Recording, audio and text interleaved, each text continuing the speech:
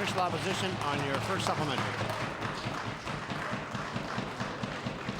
Well, Mr. Speaker, today's announcement brings particular relief to families who faced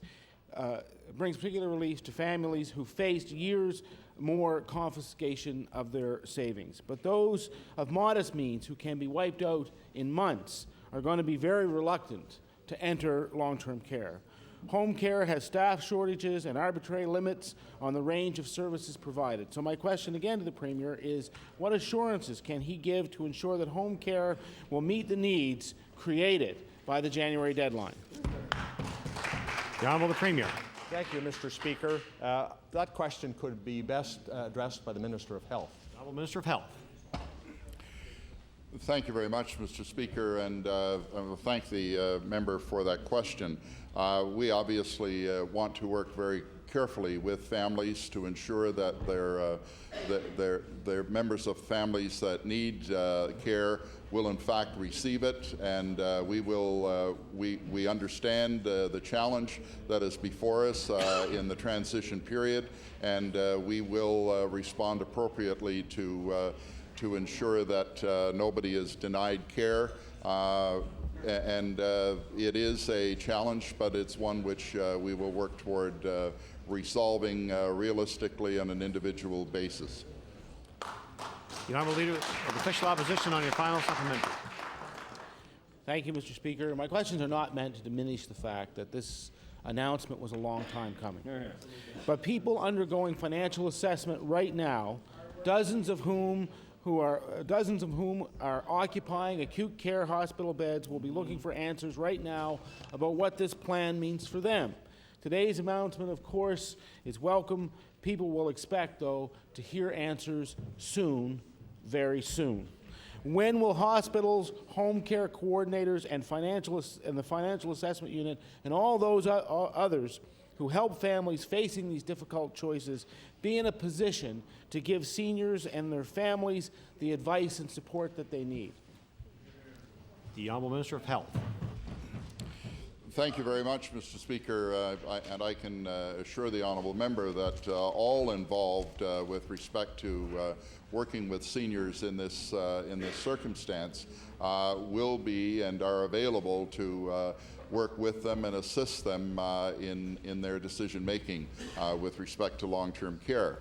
The transition is one that as it proceeds, then of course the urgency that the honourable member references will diminish because of the time frame being diminished. But we are prepared to work very carefully with them as we work through this transition period. The Honourable Member for Halifax Clayton Park. Thank you, Mr. Speaker. Mr. Speaker, my question is for the Minister of Finance. Once again, this government is predicting a razor-thin surplus. Unfortunately, district health authorities do not yet have their budgets. And again, the government is pinning their hopes on things like retail sales estimates, hoping they'll take off from less than 1% to over 4% in a single year. Mr. Minister, how can Nova Scotians have confidence that this budget will be balanced at the end of the fiscal year? The Honourable Minister of Finance. Thank you very much, Mr. Speaker. And the honourable member is just as incorrect in one thing. She says we're balancing our hopes on the increase of retail sales going from 1 or 4%. Mr. Speaker, we're balancing our hopes on Nova Scotians and the way they like to work and the way they like to produce. And Mr. Speaker, this government has brought in 3 consecutive balanced budgets. That's why Nova Scotians believe it.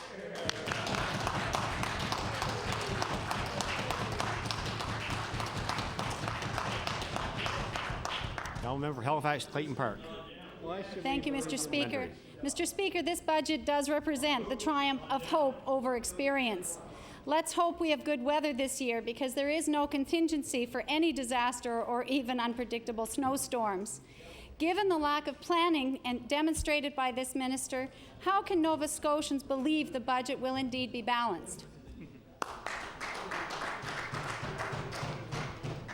Order, please. Just a reminder to all honourable members that I will allow general questions around the budget, but not specific questions about the budget itself. So I know I hear some members. Anyway, that's the Honourable Minister of Finance. Thank you very much, Mr. Speaker. And what Nova Scotians do know is that we have had a track record of not only bringing in balanced forecasts, but bringing in balanced budgets. And so, Mr. Speaker, they look at the fiscal management we've brought to this province, and that's why they have confidence. Now, member for Halifax, Clayton Park, on your final supplementary. Ask the minister if he's planning on changing any rules with his budget. Say that again? Yeah. Is he changing any rules Yes. in this year's budget? Mr. Speaker, again, the minister is asking Nova Scotians to trust him when their confidence has been shaken. Why won't the minister admit that the budget may not be balanced and is in fact precarious? Thank you. The Honourable Minister of Finance. Thank you very much, Mr. Speaker. And I think as we look back, and as we talked about earlier today, as we look back over the last 3 years, we look at the fact that we have had, as we forecasted, we may have had perhaps very thin surpluses. But then, Mr. Speaker, when the people of this province look at the financial statements, they will see that we have managed within those budgets, we have stayed on our targets, and we have brought in surpluses every year.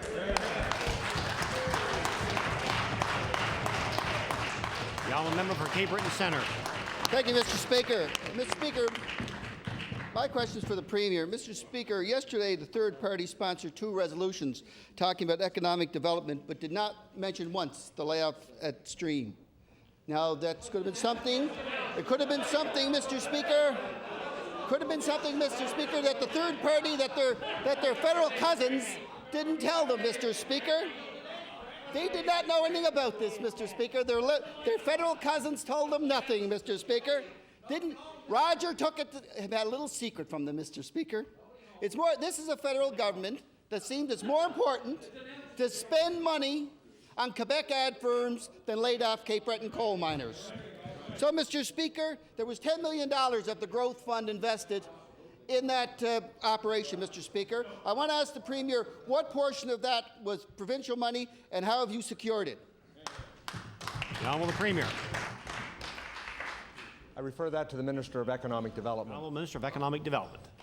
Thank you very much, Mr. Speaker. And Mr. Speaker, there was $10 million that was provided through the Cape Breton Growth Fund. As well, the province of Nova Scotia through OED worked with the facility's owner for $1.5 million on the upgrade of the facility. Thank you, Mr. Speaker. The Honourable Member Cape Breton Centre on your first supplementary. Thank you, Mr. Speaker. You know, Mr. Speaker, I'd like to be optimistic about this too, Mr. Speaker. But this morning, when the employer met with the employees, the large amount of time was spent on how the severance package was going to be worked out, Mr. Speaker. It would be 16 weeks and downscaled to 12 to 8, Mr. Speaker. So I want to ask the Minister of Economic Development, what talks have you had with the feds regarding the EI and the federal tax implications on that money? The Honourable Minister of Economic Development. Thank you very much, Mr. Speaker. And as the Premier said, we have had preliminary discussions with ECBC's director as well as the local MP, and we are determined to work closely with Stream to find another contract so that the employees are employed at this stage. The Honourable Member for Cape Breton Centre on your final supplementary. Mr. Speaker, the company itself, although maybe telling the outside something else, they're telling their employees to be prepared for a layoff, Mr. Speaker. This is something that's imminent. That's something that has to be resolved. You can bury your head in the sand. So I want to ask the Premier then, Mr. Speaker, what are you doing to help those affected employees? The Honourable the Premier. Thank you, Mr. Speaker. And Order, please. Order, please. Order, please. Order, please. Yeah. Order, please. The Honourable the Premier. Thank you very much, Mr. Speaker. And the company, knowing that there is an impending layoff, is following legal process and giving appropriate notification to their workers, which is the right thing to do. Fortunately, the current contract will continue for several weeks, giving us some breathing time to put in place an alternative solution for those workers and for the company. And the government will work aggressively with federal counterparts, with Stream itself, to come out with a satisfactory resolution for all of this, because I'm not interested right now in talking severance. What I'm interested is looking at a new contract. The honourable member for Halifax Clayton Park. Mr. Speaker, my question is for the Minister of Finance. On Tuesday, Premier Ham announced that the tax cuts were to be reversed. This was a grudging admission that the tax cut was wrong from the start. Now, 3.5 months after announcing the tax cuts, the Tories have acknowledged they were never affordable. My question for the minister is, can the minister explain how the Cabinet and advisors failed to face reality a year ago when they were setting the course for a tax cut that endangered our already underfunded health and social programs? The honourable Minister of Finance. Thank you very much, Mr. Speaker. I can only assume the honourable member didn't hear my announcement on the fiscal year ending 03-04, because what we said, Mr. Speaker, in that year is that we put through the tax reductions, we put through the storms, we put through the accounting changes, and we still balanced. That's what we said, Mr. Speaker. The honourable member for Halifax Clayton Park on your first supplementary. The tax cut was the cornerstone of the government's credibility. We learned only this week that the tax clawback of approximately $20 million is the action that will actually allow a slim surplus of $14.5 million for last year. Mr. Minister, where is the transparency and openness that was promised to Nova Scotians, given that we were misled all year long on the severity of the shortfall in revenue for last year? The honourable Minister of Finance.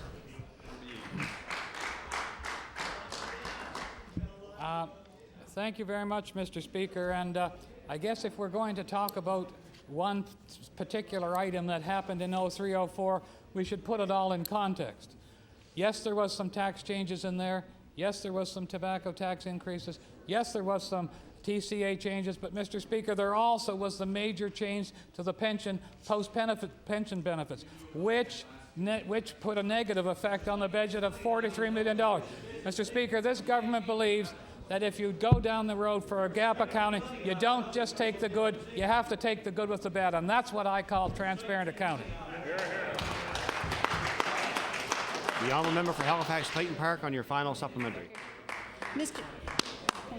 Mr. Speaker, last year's budget was so poorly planned that we've seen everything, as the Minister of Finance has mentioned, everything from last-minute accounting policy changes, cuts to programs during the year, another increase to cigarette prices, and now, in fact, tax clawbacks to make sure that the books were balanced last year. My question for the minister is, how can the minister continue to tell Nova Scotians that all is well with the finances of the province when the people across Nova Scotia can now see clearly that the debt has grown and so have their taxes? Yes. Minister of Finance. Thank you very much, Mr. Speaker. What we have done with the tax changes this year is we have taken back a portion of the tax reduction. There is still, Mr. Speaker, $50 million in the system. There is still tax reductions to small businesses. There is still tax reductions for people with disabilities. Mr. Speaker, that's what's called planning, and that's what's called reacting to the people of Nova Scotia. The honourable member for Timberley Prospect. Mr. Speaker, my question through you, Mr. Speaker, is to the Premier. University funding is at the same level it stood at in 1992-93, Mr. Speaker. In real terms, taking inflation into account, that's a 25% decrease in funding. I repeat, a 25% decrease in funding. I'm continually amazed at this government's continued indifference to the plight of post-secondary students and their families. Now, Mr. Premier, contrary to the Minister of Education's statements, there is no positive effect on tuitions across this province. Nova Scotians will be pushed further into debt, and there is not one more penny made available for student reduction. So, Mr. Premier, why does this government insist on balancing their budgets on the backs of students? The honourable Premier. Thank you very much, Mr. Speaker. And yes, there's much that I agree with in the preamble of the member from Timberley Prospect. But the government really is proud. When we came in to government back in 1999, the previous year, the government had provided $181,000. We provided in our first year $100 million. We provided $190 million. The next year, $194 million. The next year, $200 million. The next year, $206 million. And in 2003, 2004, $199 million plus another $8 million before the year was over. Every year we've increased. Now, the member opposite knows that as long as we're moving in the right direction, what we are doing is responding to what money we have available. We have increased every single year and will continue to increase that, and we will sign a memorandum of understanding with the universities to ensure them a long-term funding arrangement that they can plan with. The honourable member for Timberley Prospect on your first supplementary. Thank you, Mr. Speaker. Mr. Speaker, this government also fails to tell the whole story on funding for Nova Scotia community colleges. As they did with universities on Monday, this government is claiming to have made additional monies available. This is just not the case. Operational funding for NSCC was $73.3 million in 2002 and 3, and it's set for $73.9 million this year. But this again is a funding decrease in real terms, I point out, Mr. Speaker.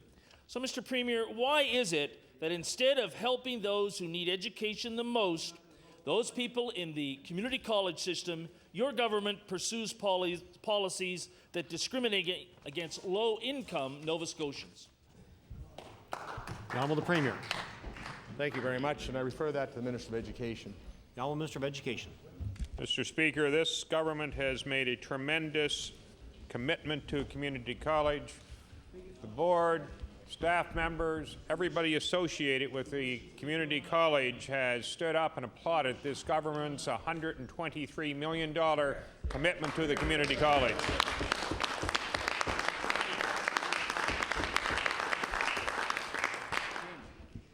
Tuitions like thermometers we're going to have just keep going up, Mr. Speaker. Tuitions just keep going up. The infrastructure on our campuses is in disrepair. Our universities are finding it more and more difficult to recruit and keep faculty members. Students from out of province make up a growing proportion of student populations in Nova Scotia, shutting out qualified, capable young men and women from our communities based on this simple thing, the ability to be able to pay. So my question this time is for the Minister of Education. What will it take for this government to recognize that our university and college system is an asset and not a liability? So why punish them? Honourable Minister of Education.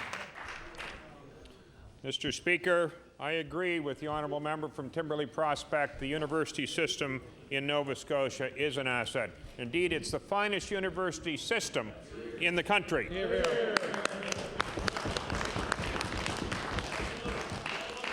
And the fact, Mr. Speaker, that it is the finest university in the country is why, as my colleague, the Minister of Finance, said in the budget address today, 5,000 students from other parts of Canada come here to attend school. Now, the other thing that he mentioned is that the funding for students or funding for universities is per capita.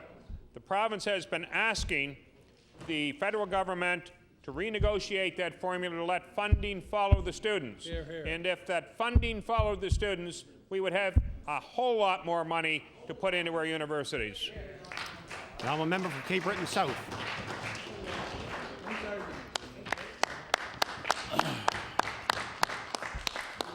Mr. Speaker, my question today is to the Minister responsible for the Office of Economic Development. And you note, Mr. Speaker, I say Office of Economic Development because it's been reduced from a ministry down to an office on its way out the door completely in the next budget, probably. Mr. Speaker, officials from the Cape Breton Regional Municipality are here today looking for help. And sadly to say, Mr. Speaker, they'll be going home empty-handed because this budget provided nothing for the Cape Breton Regional Municipality, or in fact, Mr. Speaker, no mention was made in this budget at all about the problems facing Cape Breton. Mr. Speaker, today's budget not only completely ignored Cape Breton, but NSBI completely ignored Cape Breton in their small report that's in the budget today. Mr. Speaker, very little in the budget regarding NSBI initiatives. And my first question to the Premier, or to the Minister of the Office of Economic Development, who is responsible for NSBI, can the Minister explain to me and to members of this House, and more importantly to Cape Bretoners, why only 1.3% of NSBI's budget in the last fiscal year was spent in Cape Breton? The Honourable Minister of Economic Development. Thank you very much, Mr. Speaker, and I certainly think that's a question that deserves a good answer, and I think, Mr. Speaker, that I can certainly supply that. First of all, NSBI looks for investment opportunities in every community in Nova Scotia. Our government's investment in the Cape Breton Growth Fund of $12 million offers another vehicle that we can invest in Cape Breton to assist in economic development. As well, we have the small through the credit union, the $150,000 loan guarantee for small businesses. We use a whole cadre of programs to lever federal dollars as well as provincial dollars to help with any opportunity, whether it be in Cape Breton or any other community in Nova Scotia. The Honourable Member for Cape Breton South on your first supplementary. Mr. Speaker, the Minister waxes eloquently about what's happening in Cape Breton, but the fact is it's still 1.3%, no matter how he wants to sugarcoat that. Mr. Speaker, as the Minister knows, 12 members make up the board of NSBI, only one of which represents the island of Cape Breton, and that member, Mr. Speaker, was a political appointment, despite the fact that many people had applied for the position on that board that could genuinely help out Cape Breton. But no, they had to move differently in Cape Breton. They put a political hack in there as their member from the island of Cape Breton. Now, Mr. Speaker, the only initiatives going on in Cape Breton at the present time are federally driven. And this government has been piggybacking on federal initiatives for far too long. And, Mr. Speaker, in regards to the Stream Call Centre, the only money that this government has in the Stream Call Centre, Mr. Speaker, is money to the person who owns the building down there, who was a political Tory fundraiser. No money was given to the Stream Call Centre for initiatives on payroll, like what happened in Pictou County with Convergence. So there's a double standard there. My question to the Minister is, why is there a double standard when it comes to dealing with Cape Breton in regards to other parts of Nova Scotia? Now, Minister of Economic Development. I think there's two important points to make, Mr. Speaker. First of all, the $12 million in the Cape Breton Growth Fund certainly is an investment by this province, and we work closely with our federal partners to support projects like Stream. Secondly, I think it was critically important that the province did a loan guarantee through the Office of Economic Development for $1.5 million. The weather is rather variable in Cape Breton as it is in Nova Scotia, and the building was important to house this opportunity. That particular structure, that investment by the province allowed Stream to go to Glace Bay and the necessary repairs to be made and the upgrades to the building. The Honourable Member of Cape Breton South on your final supplementary. Mr. Speaker, what the Minister fails to mention is $12 million in provincial money is over 6 years, Mr. Speaker, 6 years. And that's the sum total of their investment in the economy of Cape Breton. The only one making any money down there is Ernst & Young, who is plucking the provincial treasury dry, the money they're taking out of Sydney Steel. Well, after the government closed it, now they're rewarding their friends.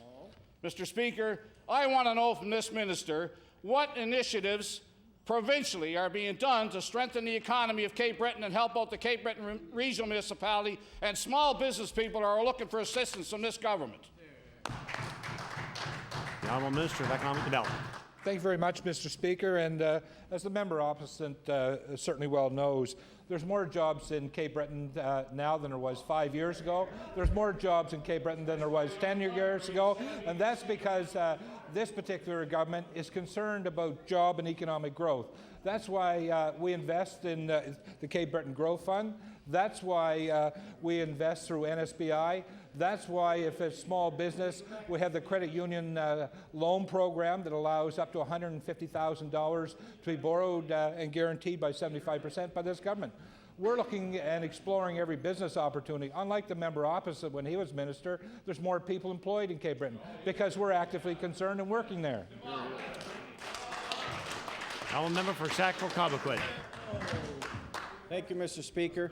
The government announced it will follow the New Brunswick government model of affordable housing initiatives. One of the key components of the new plan is a focus on rental housing initiatives. There's no question, Mr. Speaker, that rental housing is needed, but home ownership in urban areas in the province is becoming an unreachable goal for more and more families. My question to the Minister of Community Services: what will the upcoming affordable housing projects do to help families purchase their first home?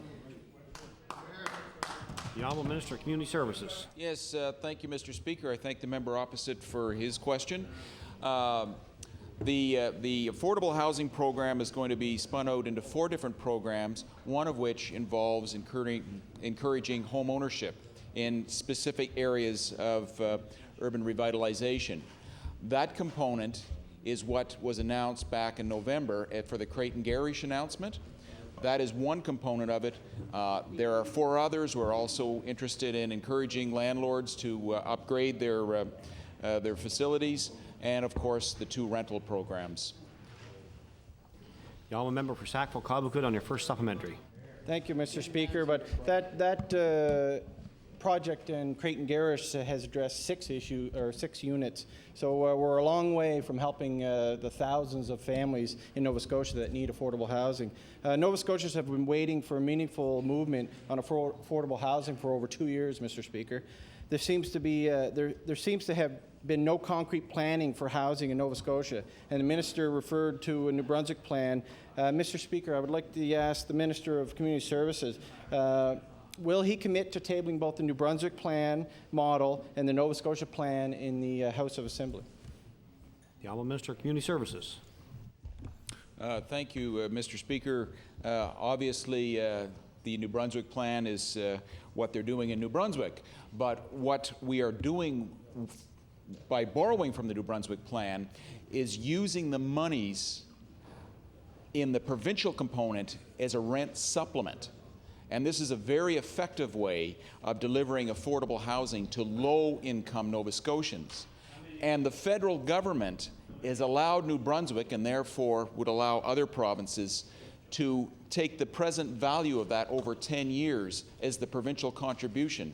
So therefore, as an example, a $500,000 investment in rent supplements this year would be the equivalent of almost $5 million in federal capital monies. The Honourable member for Sackville-Cobequid on your final supplementary. Thank you, Mr. Speaker. We shouldn't be borrowing anything from the New Brunswick plan. We've had years to realize that there's a crisis here in Nova Scotia, and we should have had a plan a long time ago.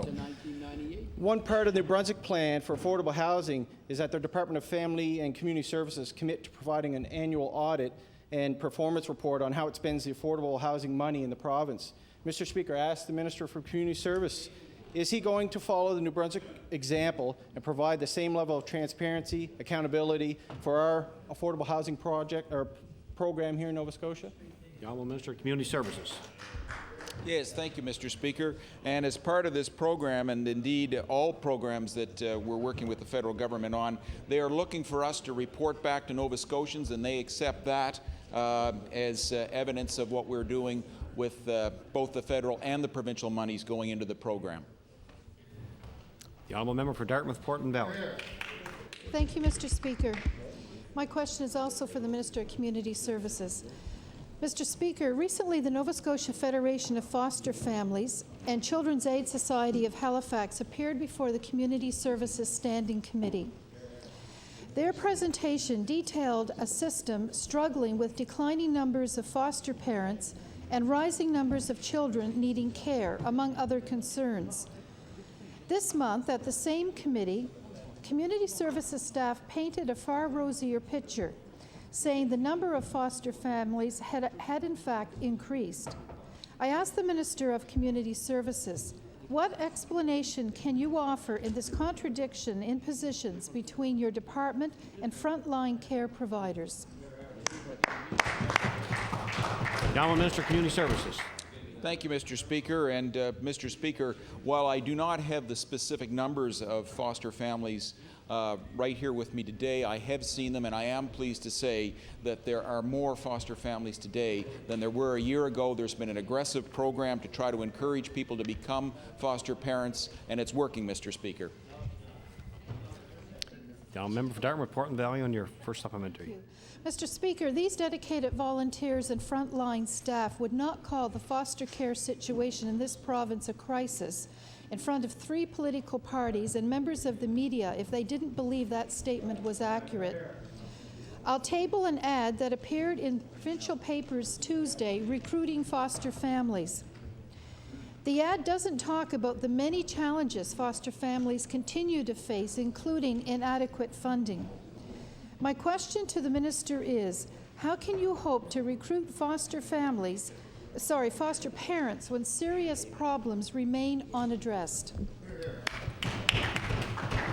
The Honourable Minister of Community Services. Thank you, Mr. Speaker. Mr. Speaker, the honourable member, I'm sure, will be reassured to know that just about a month ago I met with the Federation of Foster Families, had an hour's meeting with them, but we were actually there for about 2.5 hours. It was very pleasant and very much enjoyed conversations with them. We identified areas where things were going well, and we identified areas where we could work together to make them better. Really, Mr. Speaker, what the member's referring to was definitely not in evidence when I met with the Federation. Now, a member for Dartmouth, Portland Valley, on your final supplementary. Mr. Speaker, I'm sure the following topic would have been one of those issues raised at that meeting. Because in other provinces, foster families are provided with significant financial support to pay legal bills if they are accused of abuse by a child in care. Nova Scotia does not provide this safeguard.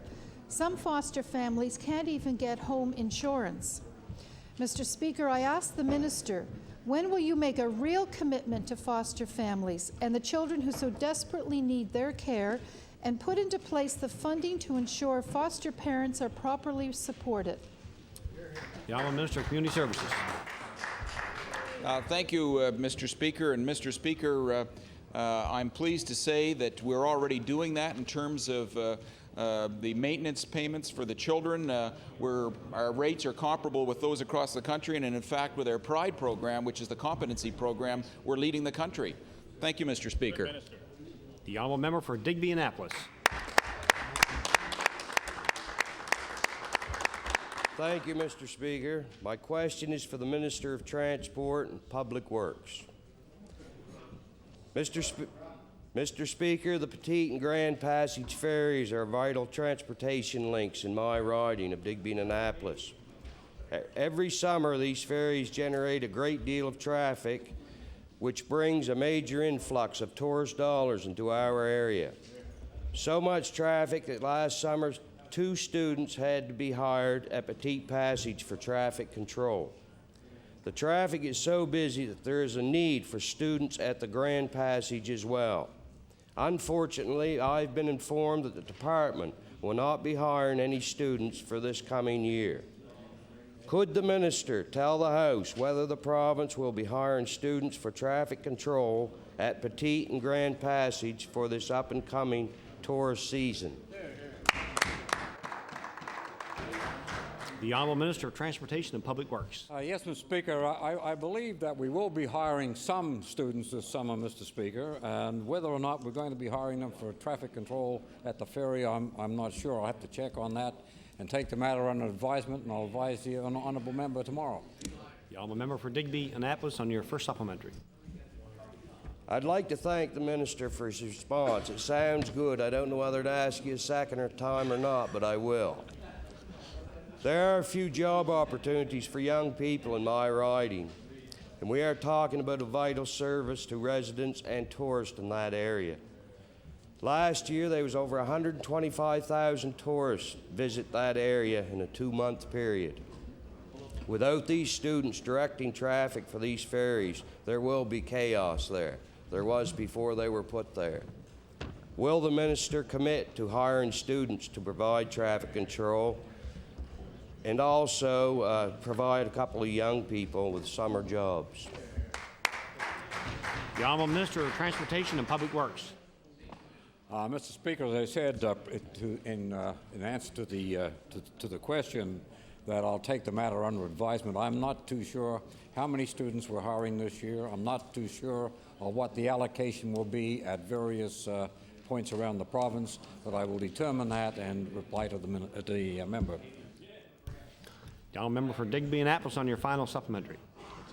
Thank you, Mr. Speaker. That's enough. Thank you.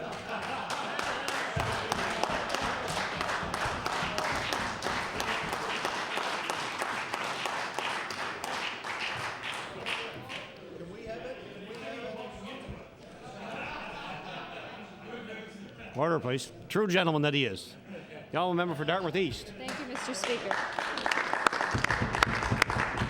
Mr. Speaker, Nova Scotia Power has plans to add another generator to its Tufts Cove plant.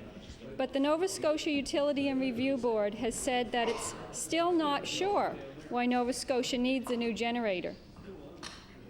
The board wants to take a closer look at the January numbers and the 2005 forecast for utilization of electricity. Mr. Speaker, my question to the Minister of Environment and Labour is, given the Kyoto and health implications, have you demanded a closer look at Nova Scotia Power's numbers? The honourable Minister of Environment and Labour. Maybe you take quite that long. Thank you, Mr. Speaker. Certainly the Utilities and Review Board has the ability to take a look at all numbers and all information so that they can make an informed decision about what power needs and generation requirements are in Nova Scotia. The honourable member for Dartmouth East on your first supplementary. Mr. Speaker, the department's own regulations specify that a generator of this size must be reviewed more thoroughly. According to the regulations, a new facility that produces more than 10 megawatts must undergo a Class 2 environmental assessment. That means a public hearing. The generator in question will produce 50 megawatts, enough to power 10,000 households. An increase of this size is not an expansion, it's a new generation. Mr. Speaker, my question to the Minister of Environment and Labour is, why are you fast-tracking Nova Scotia Power in this project and allowing them to avoid a public hearing in front of an independent panel? The honourable Minister of Environment and Labour. Mr. Speaker, we're doing everything that needs to be done to ensure that this project is closely looked at and monitored and that things move forward in a reasonable manner.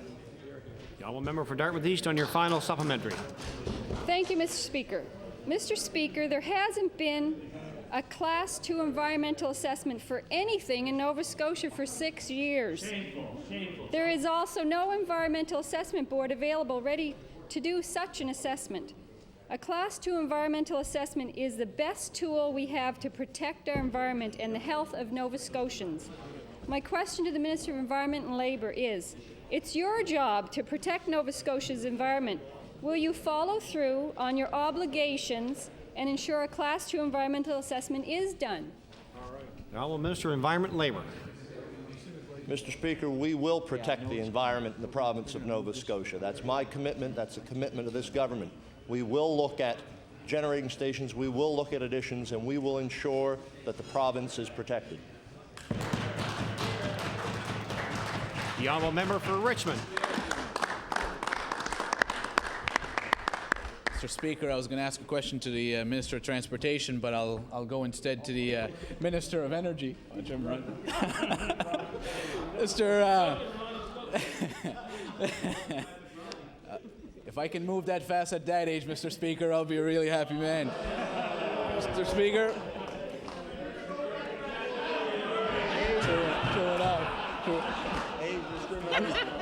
I'm looking forward to those new active programs you announced today. Mr. Speaker, the Minister of Energy, as the Minister is no doubt aware, natural gas prices are going through the roof. There have been few new gas discoveries in North America and no new discoveries off Nova Scotia. Sable project looks like it will be of shorter duration than what was initially expected. The future of gas production in Nova Scotia may very well rest with the establishment of an LNG gas facility at Bear Head, Richmond County. My question to the Minister is, could the Minister indicate to the House what progress has been made with respect to the establishment of such a facility in the Strait area, specifically with regard to the Access Northeast project? The Honourable Minister of Energy. Yes. Thank you very much, Mr. Speaker. And I want to thank the honourable member for that question, and it's a relevant one at this time, one that the government of Nova Scotia has been working with the proponents at Access Northeast with a recent meeting with them to assure them and to get an assurance from them that they're satisfied with the response from the government. Been working with the construction trades industry and liaising to ensure that we're on time and we're on budget for this project. We've been liaising with the industry analysts that have been analyzing Nova Scotia's business case and making sure we advance that project. Now that the previous project that people made noise from the New Democratic Party before in Maine no longer exists, and the business case for Cape Breton continues to grow and strengthen, and we look forward to that major announcement in the future. Now, member for Richmond on your first supplementary. Mr. Speaker, the first LNG gas facilities established will mean greater access to natural gas for Nova Scotians and certainly establish the Strait area as an energy centre. This project has had a great deal of support from the local communities and local municipalities who have endorsed this project and have fully supported it. Mr. Speaker, the reality is that although Maine may be out of the running, there is local competition. Irving is proposing a facility for St. John's, and they're apparently proceeding ahead with that at the time being. So my question to the Minister is that could the Minister indicate what discussions he has had with Access Northeast proponents and what is the actual state of this proposal, especially as compared to the Irving proposal in New Brunswick? The Honourable Minister of Energy. Thank you very much, Mr. Speaker, and I can assure the honourable member from Richmond that we are having a satisfactory relationship, that Access Northeast is pleased with the progression they've made with the province of Nova Scotia, that we recognize as well that one of the things that's advancing our business case is the cooperation from the Quad counties in the Strait area to work on not only this project, but many other diversified efforts around the energy sector. And we continue to work with them. We will be meeting with them as well at the OTC in Houston in the upcoming show, where my colleagues will be present for that and be able to join in assessing that business case and helping us to promote it and advance it, because right now Access Northeast is out looking for supplier contracts to be in place. Their business plan is proceeding. They're satisfied with the progress to date, but the market is driving the decision for the investment around this project. Now, member for Richmond on your final supplementary. Thank you, Mr. Speaker. The fact is that this particular proposal, one of the most attractive parts of it is that they have actually not asked for any government funding and that they do intend to go ahead with the project without government funding. Mr. Speaker, it is clear that Bearhead and Point Tupper, Richmond County is the ideal location for the establishment of such a facility. Point Tupper is also the home of the fractionation plant from the Sable project and is the home to natural gas coming into the industrial park.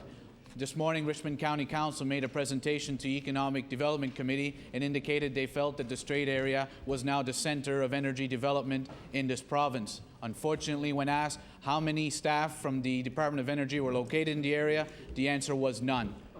My question to the Minister today, in recognition of the role that the Strait area is playing in the development of natural gas and of energy here in this province, will the Minister commit today to placing permanent full-time staff from the Department of Energy in the Strait area?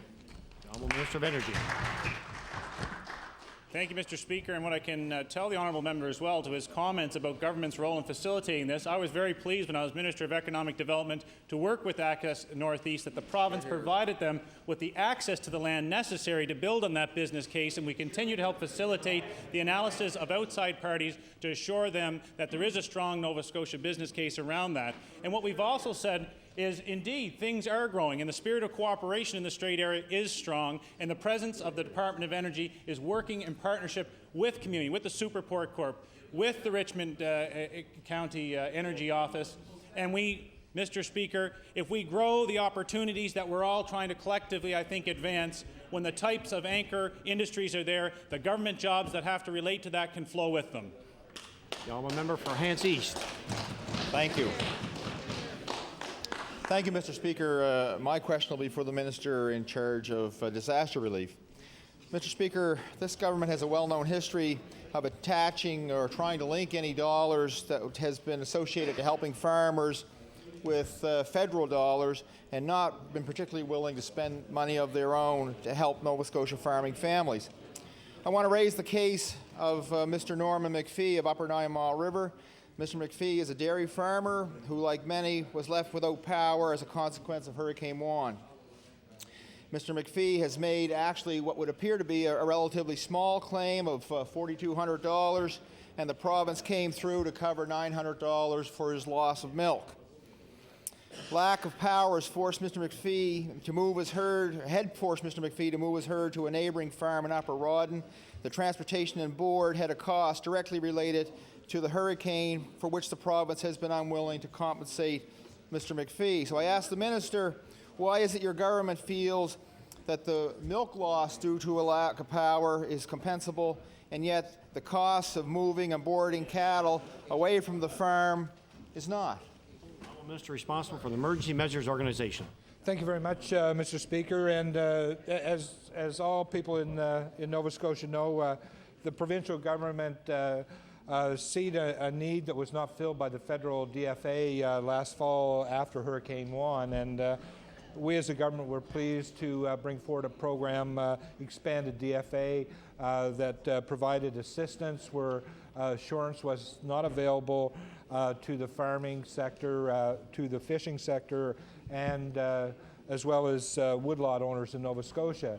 Under those policies, with the farming sector Pacific, it was 50% of losses that were not covered by insurance, up to a maximum of $200,000, which is a significant policy.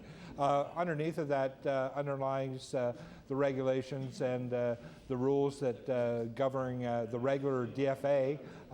We've been pleased to supply or compensate the majority of people who have qualified for assistance.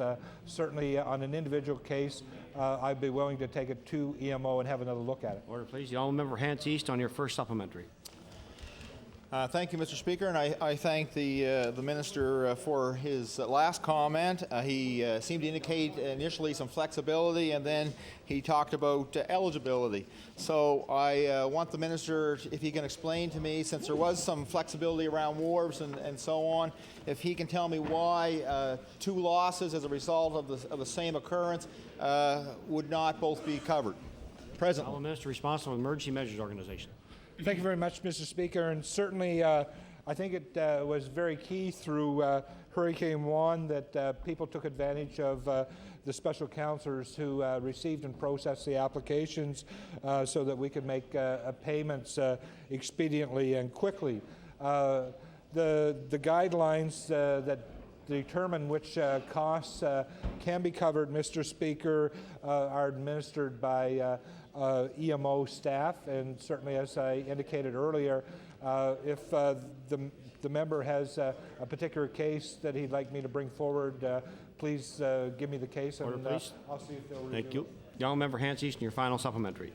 Thank you, Mr. Speaker, and I want to thank the minister. I will give him some particulars on this case, but I want some guarantee from the minister. If he's saying it's EMO staff that are determining the guidelines, I want a guarantee from the minister that he's willing to move for flexibility to help Mr. McPhee in his case. Honourable Minister responsible for the Emergency Measures Organization. Thank you very much, Mr. Speaker, and certainly until we can review and revisit this individual's case, we cannot make a determination, but I'm certainly prepared to take it back and review it with staff. Thank you. The Honourable Member for Cape Breton West. Thank you, Mr. Speaker. Mr. Speaker, with all the time that I have left, I'd ask the Minister of Transportation and Public Works, given that in your Blue Book 1 you indicated you were going to provide a 10-year comprehensive roads plan. It hasn't been tabled yet. When are you going to table it? The Honourable Minister of Transportation and Public Works. Mr. Speaker, we have a 10-year plan actually, which now has been improved upon in that we have done a considerable amount of work that was envisaged in that previous 10-year program. We have a new 10-year program that will be coming out, I would imagine, this year, and it'll certainly not be tabled in the spring session, but it'll be probably tabled in the... Thank you. Time allotted for question period. Time allotted for question period has expired. The Honourable Member for Cape Breton South. Mr. Speaker, earlier in question period today, the Minister of Economic Development told this House and all Nova Scotians that the job creation program in Cape Breton was much better under his watch than it was on the previous government. I'd like to table in this House, because that was erroneous information to the House, Mr. Speaker. And I'd like to table a report from the Finance Department, statistics, Division, which states that since July 1999, 6,000 full-time jobs were lost in Cape Breton. I want to table that document, Mr. Speaker. Thank you. Thank you. It's not a point of order, but certainly a clarification of the facts for the House. Thank you. Orders of government business, the Honourable Government House Leader. Mr. Speaker, I would like the House has expressed a desire to expedite Bill 57 through the House, which is the Cemetery and Funeral Services Act. Mr. Speaker, I understand that there are no members wish to speak on the bill in committee of the whole House, so I would ask for the agreement of the House that we move Bill 57 immediately to third reading. Honourable Government House Leader. Would you please call public bills for third reading? Public bills for third reading. Number 57, the Cemetery and Funeral Services Act. Bill number 57. The Honourable Minister of Service, Nova Scotia Municipal Relations. Mr. Speaker, I move third reading of Bill number 57. The Honourable Member Cape Breton Centre. Thank you, Mr. Speaker. I'd just like to say a few words on this bill. Mr. Speaker, we realize what tragic incidents have happened to cause Bill 57 to come before us today. And we, as our party, are in support of this bill. But in negotiations, or I shouldn't say probably characterize them as negotiations, but in discussions with the minister, we have talked about there may be certain problems pertaining to this as it affects certain employees that were employed with the Forest Haven, Mr. Speaker. So through those discussions, the minister has taken upon himself to endeavor to make sure that if that affected employee, if that can be resolved, he would do his utmost to do that. I appreciate that. And with those few words, Mr. Speaker, I'll take my place. Thank you. Recognize the Honourable Member for Cape Breton West. Yes, thank you, Mr. Speaker. And obviously, I'd like to be very expeditious on this particular matter, but it's also an issue I raised with the minister a little earlier in the day with regards to this particular situation here at Forest Haven Memorial Gardens. It's an issue that I've been somewhat involved with behind the scenes for a considerable number of months. And I'll table these documents because it's important that the government has knowledge to this. First and foremost, on behalf of some of my constituents who have loved ones who are in storage at this particular cemetery, they want to express appreciation for having this matter dealt with expeditiously. In fact, a total of 4 altogether, between the 12 that are on site and 12 that are in funeral home facilities across industrial Cape Breton. As Mr. Speaker, the history, right briefly, is that there's been a bit of a shuffle on the corporate veil here that I'm concerned about all the people that have cemetery plots there, and also to the interest of the minister. This particular company originated out of Toronto in 1988 under Arbor Memorial Gardens, and in the year, several years after, it was sold to Atlantic Cemetery Holdings, Inc., with its head office in Newfoundland with partners. One of the partners died. After one of the partners died, Atlantic Cemetery Holdings, Inc. sold its interest, or conveyed its interest somehow, to the other partner in the name of another company called Ocean View Cemetery, Inc. Now, after some rather questionable activities took place, Ocean Cemetery Holdings, Inc. conveyed it back to Atlantic Cemetery Holdings, Incorporated. Ergo, the situation with the widow of the deceased owner, who was one of the 2 partners. And I'm not going to belabor it, but I did serve notice with the minister earlier. There's some rather compelling documents of interest that will affect not only all the those that are this company or companies have been indebted to, but also with regards to the employees and also to the individuals that have some 1,600 lots, cemetery plots here, as well as another 1,000 or so that could possibly be utilized. So with that, Mr. Speaker, I will table it. I think the minister is aware of it, and it's something that the government, obviously, I don't think was aware of the full details of this. And I would ask certainly for the minister to take this on notice, and we give full support and again in appreciation from my constituency for the expeditious action on this matter. Thank you. I recognize the Honourable Minister of Service, Nova Scotia and Municipal Relations to close debate on Bill number 57. Thank you, Mr. Speaker. In closing debate on Bill 57, I want to thank members of the House for their cooperation on this very sensitive matter and their quick passage of Bill number 57. The cooperation and the expedient passage of this bill enables us to protect the interest of Nova Scotians and the dignity of those who are left in the facility. So I want to say that in the beginning and move closure of Bill number 57. Motion is for third reading of Bill number 57. Is the House ready for the question? All those in favor say aye. Aye. Contraminded, nay. Motion is carried. Bill 57, title and act to amend Chapter 62 of the Revised Statutes 1989, the Cemetery and Funeral Services Act. Order the bill do pass. Order the title be as read by the clerk. Order the bill be engrossed. The Honourable Government House Leader. Speaker, would you please call the order of business public bills for second reading?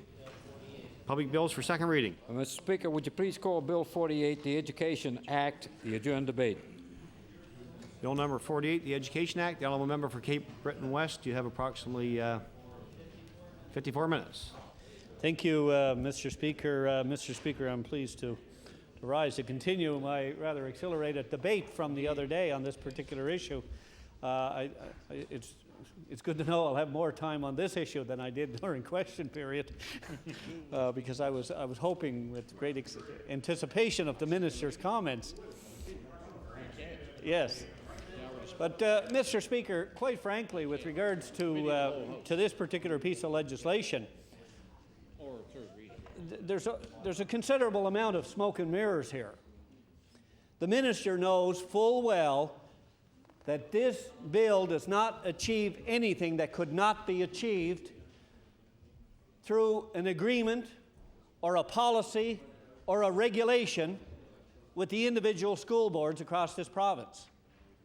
He knows that, because if the intent was to deal with the concern that's been raised by some about the fact that we're still not able to access free of charge the P3 schools for different community organizations, like individuals, for sporting events or whatever, it does absolutely nothing.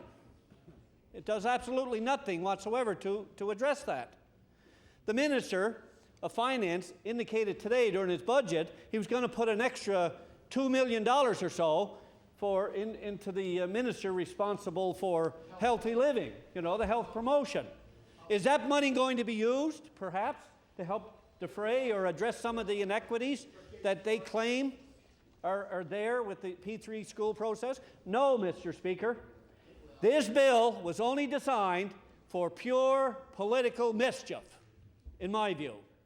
The minister knows full well, and I can speak from experience, from having been a parent, from having been involved in community organizations, whether it be the Boy Scouts or the Beavers or what have you, 4-H. We've always been able to access school facilities without too much difficulty. So why does the minister have to have a piece of legislation before the House to do something that can be done? I know, Mr. Speaker, you go to any community in this province, and it's very easy. And the minister himself, in his own legislation, says these folks still have to carry liability insurance. Now, how many children in the communities, whether they're organized or not organized, are going to be able to go out and get liability insurance so they can go in and use the school gymnasium once a week? Well, Mr. Speaker, I'm not sure of the extent of it, but I'm quite sure that if the minister is saying they have to do that themselves, well, simply all they have to do is go to the respective school boards. And I know as well, for wanting to rent school facilities for personal use, whether it be a family anniversary or whether it be for a family wedding or any type of a community gathering, the school board has always, in our community, been very cooperative.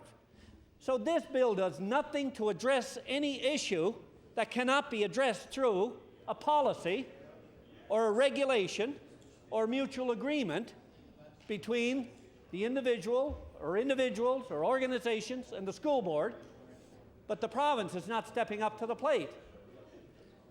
This is just another game by the minister and the government to try and rekindle the flame on the P3 school process. And he knows full well, Mr. Speaker, as do the NDP, they know full well that senior officials from this department, his department, came before public accounts and stated the value for dollar that was being achieved. Was it a perfect process? No. Were there agreements out there that created problems for communities? Yes.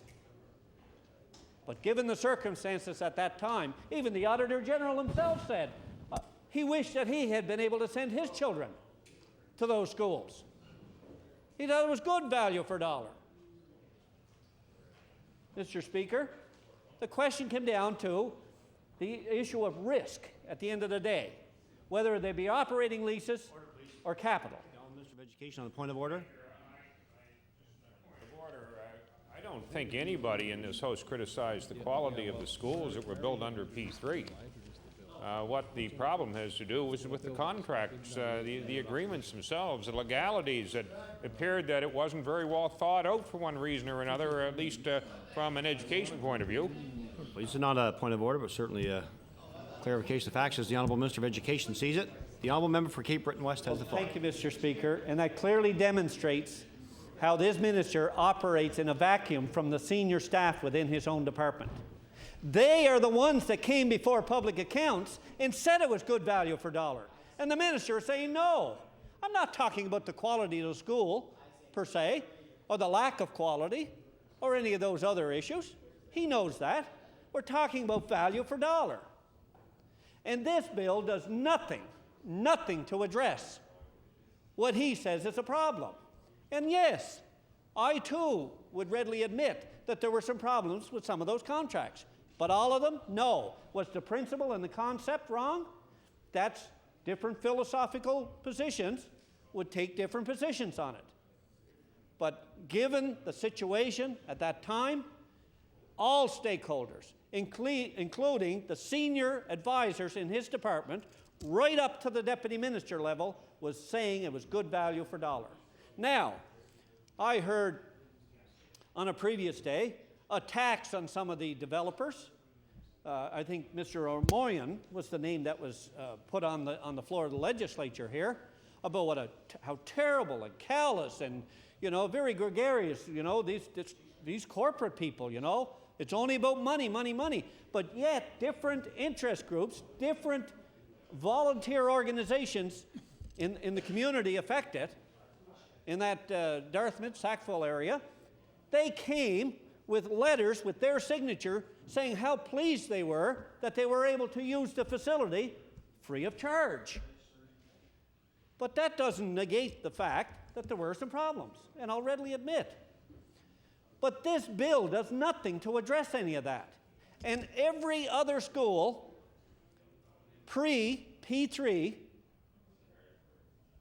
if an individual or a group of individuals, or whether it be like a local Boy Scouts or Girl Guides or some kind of a local hockey or soccer or basketball organization, they want to use these facilities, they can go and have that goal achieved without having to come before the floor of the legislature for a piece of legislation. Really, I do believe that the minister owes a detailed explanation. It's unfair, and I think it reduces the bar. It reduces the bar to which this legislature is now moving toward. The level by which some elements of government will move to try and achieve political support but yet never really putting anything of substantive essence before this legislature. Because this bill really is very superfluous.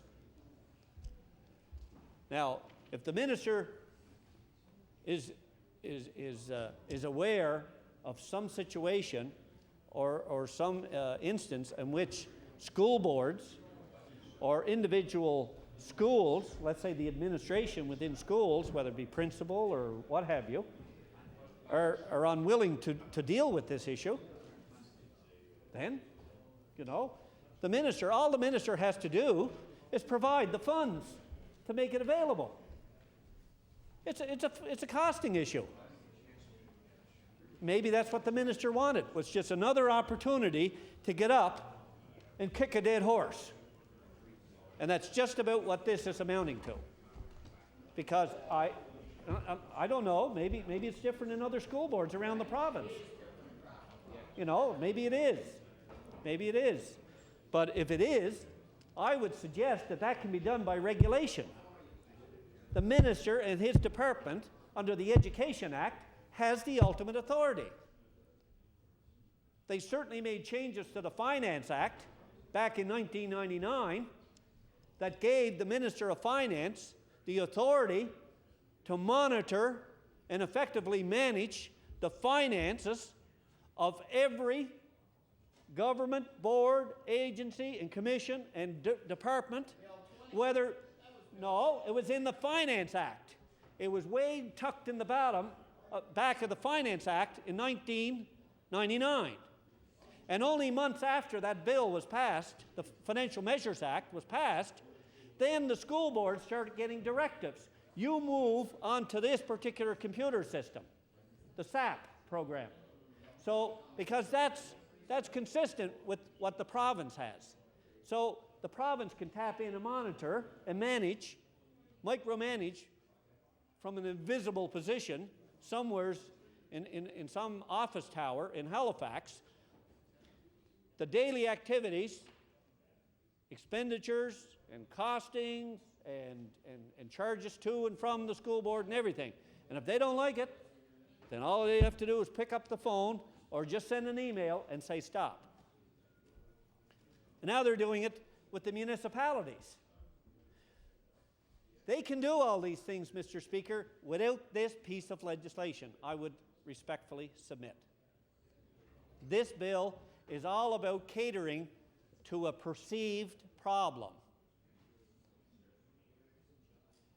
The minister has decided to take the public forum because he's catering to an audience,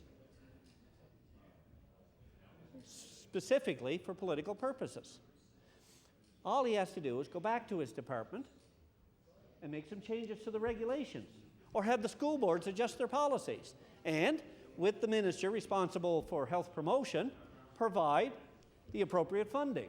Because if they can't get into the schools now, where are they going to get the money for the liability insurance? Are they going to get it from the Department of Education?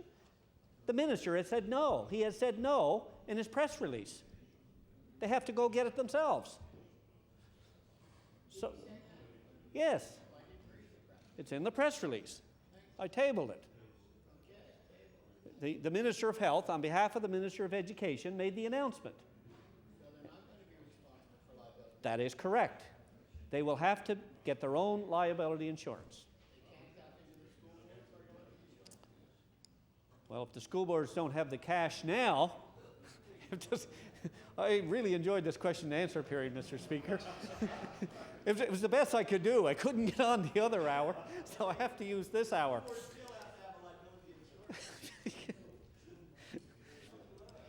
My new research department, I suppose. See, he's a bit like the member for Halifax Fairview. He hasn't been getting a lot of questions lately. I don't know. I think their leader is in a bad mood. But, Mr. Speaker, it's a serious issue. And I would welcome interventions from other members from other parts of the province, because for the most part, I can speak fairly knowledgeably on the Cape Breton Victoria District School Board, but I just don't see, the material value of the legislation, something that can be done by a policy document or a change in the regulation, or indeed guidelines. So why all the big to-do and bringing that before the House, wasting taxpayers' money that they say is so preciously needed for such things as health care and education? Mr. Speaker, the minister was taking such great glee today about all the money, for universities. Well, by golly, speak to all these students that are now being faced with a 7 and 8% increase in all the universities across the province. I don't think they would agree with the minister. They get 6, 8, 10% voice on the boards of governors, and yet they pay 40, 45% of the total budget. So maybe some value for dollar measure could be considered. And the minister and I have had discussions on that already, Mr. Speaker, so I don't want to get into too much detail at this point, but he knows where I stand on the issue. And I think that some value for dollar could be realized very effectively, because if we're at that point in Nova Scotia's history where accountability is demanded at every level by every politician, every civil servant, and yes, indeed, whether it be at the provincial level, the municipal level, the school board level, whichever institution it is, whether it be a school, whether it be a hospital, the fact of the matter is the debt is continuing to grow. So it all comes back. Even this piece of legislation comes back to money. So if the municipalities are not getting a break from the province towards the cost of education, then if they're required to provide these facilities, who's going to pay for it? Who's going to pay for it, Mr. Speaker? I'm sure you would have several schools in your constituency. Are you going to go back and tell your school administrators or your school board officials that they now have to start taking money out of the classroom budget because they have to start providing liability insurance for community groups?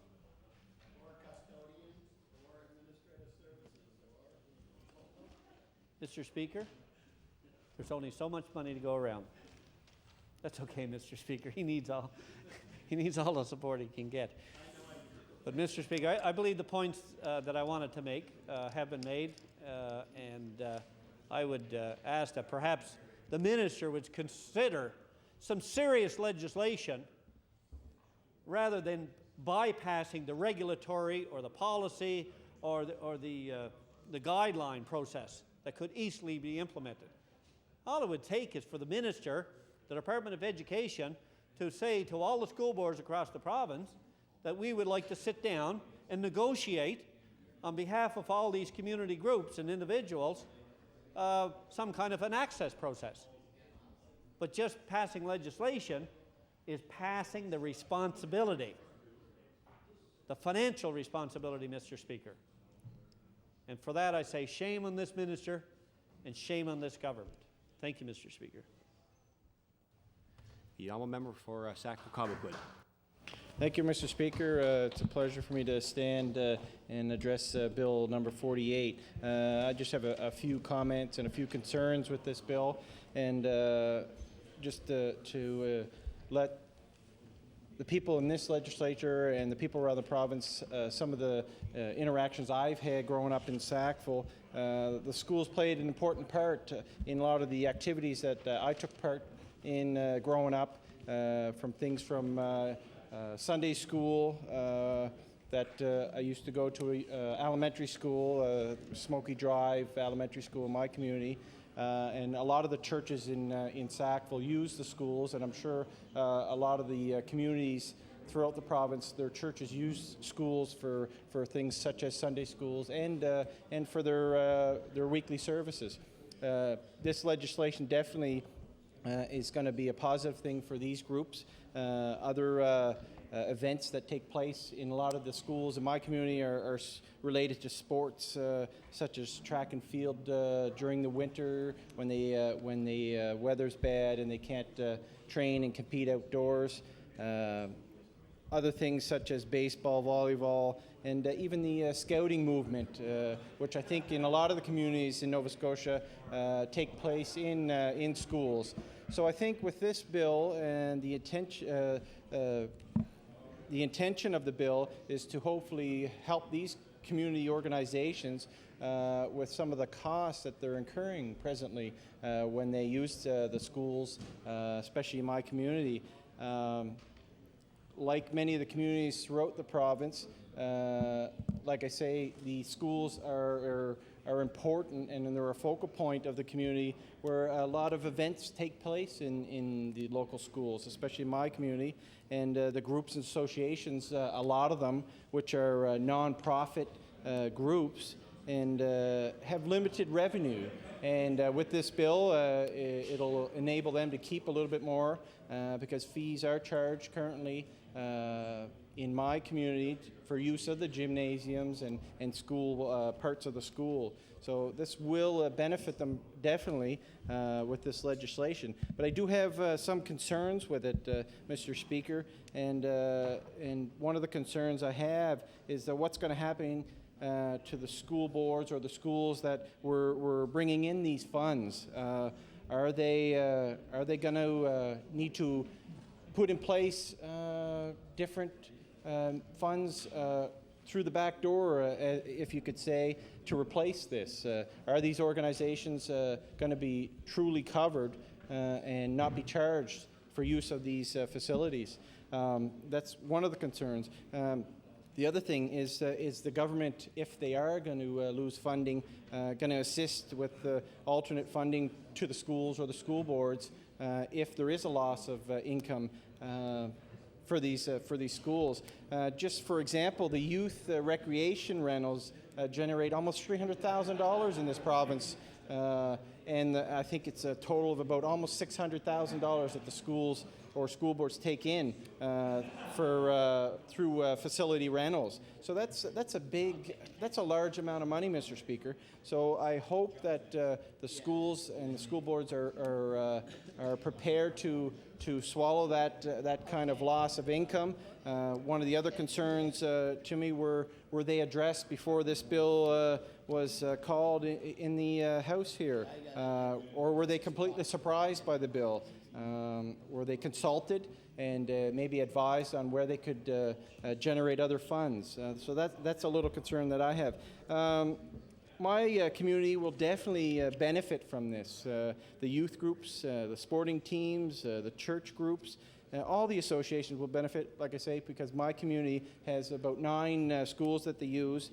But the major reason why my community is going to benefit from this is because I don't have a P3 school in my community, or in my constituent, Mr. Speaker.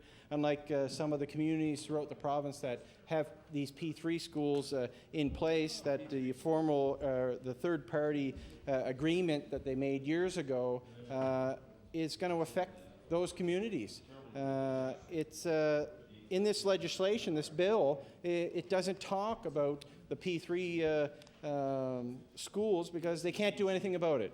And if it's because of an agreement in prior legislation, it's unfortunate for these communities, and they're going to suffer from it.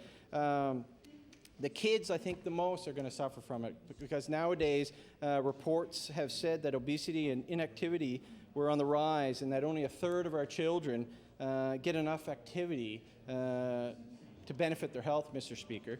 And that's alarming. Today, with the age of technology and the use of internet and Game Boys and electronics like that, kids have less and less time or less and less opportunities to get out and be active. And I'm encouraged with announcements today that the health promotion will get larger funds or increased funding, and I think that's an important step we need to take.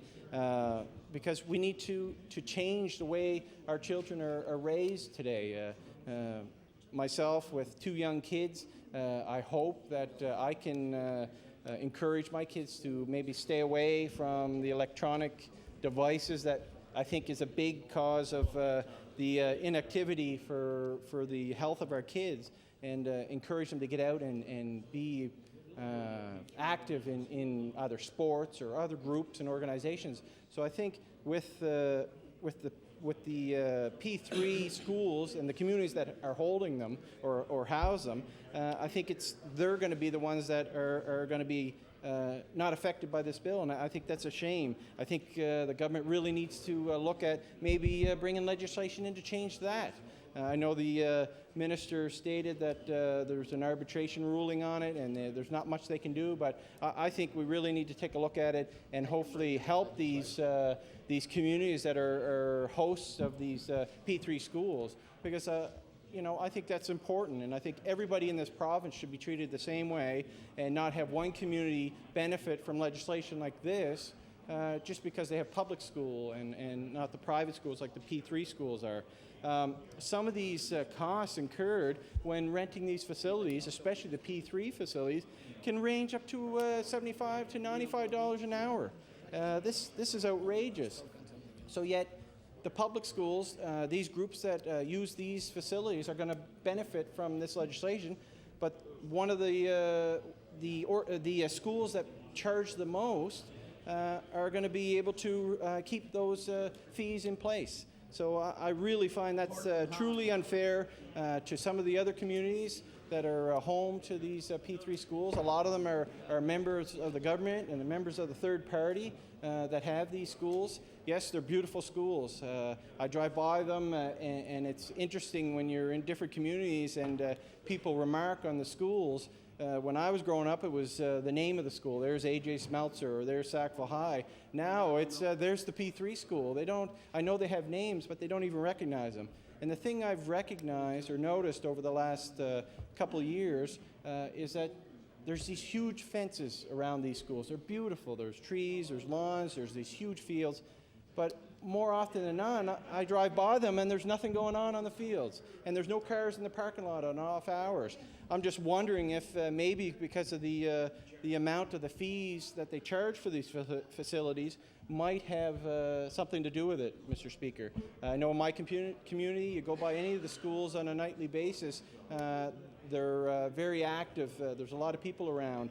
And yes, they are still being charged for them. And with this legislation, that hopefully it'll help, like I said earlier, with some of the costs, because some of these organizations are really finding it hard to maintain the services they provide for the community. If it's a children's group or a church group or a sports team, the cost of running organizations and associations now is harder and harder for them, with less funding out there from governments on all levels, not just provincial, on all levels, and finding it harder and harder to fundraise and get the funds to maintain these associations. This would help them. But like I say, there is some concerns with some of the things that have happened with the dealings with the P3 schools. The other thing I would like to make mention is that in closing here, and just a few more points, is that I hope that the interest groups will come to law amendments when hopefully this bill goes to law amendments and make recommendations. And hopefully some of these groups and associations that are in these communities that house P3 schools will make it known that this is unfair to them. It's unfair to benefit or put one community against the other. Here we have one community will have a P3 school next door, which even in my area, the P3 school is just a couple kilometers up the road from where my boundary is. It's I think is going to be unfair to the people that live in the area around the P3 schools. What I think might happen is you're going to see more and more of the public schools get busier and will maybe take away from the P3 schools, which definitely it will if the costs are still there or involved when you try to rent from these P3 facilities. Because you know, these are in their communities, and people in associations people that belong to the association are going to have to travel outside the community to enjoy what this proposed legislation is going to do, and that's hopefully limit the cost to some of these groups. And I think definitely we have to emphasize the stats that I read earlier, that the obesity and inactivity of the children of our community is on the rise. And I hope that many of these groups, like I say, will go to law amendments and make suggestions and make changes, and hopefully we'll be back here after law amendments and see some amendments to it and changes that will benefit all kids in this province, not just certain ones in certain communities that are fortunate, I guess, enough to have just public schools and not the private schools. So I think it's unfair, and you know, I think everybody here should make good recommendations about this legislation, and that maybe we can make some amendments and change how we are treating different communities. And with that, I'd like to thank you for the opportunity, Mr. Speaker, to speak on this Bill 48, and look forward to it coming back after law amendments. Thank you. Honourable member for Preston. Yeah. Thank you much. Mr. Speaker, this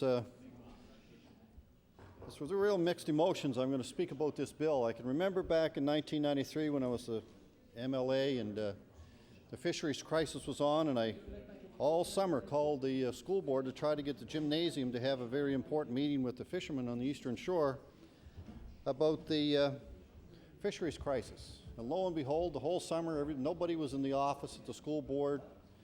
Nobody could give me any information. And so the whole summer went by and we didn't have the meeting, which was a very important meeting for the people of the community. So after the summer was over and everybody was back off their vacation, seemed like they took the whole summer off, I called them again and they said, yes, you could get the school board, you could get the gymnasium, but it would be this long rigmarole and you had to fill out all this information and everything. And I said, that's fine, we can do that. And we went through the process again and found that it was just not practical to do that. So lo and behold, about, I guess 2 months after that, I ran into one of the senior members of the school board and I explained the situation to him.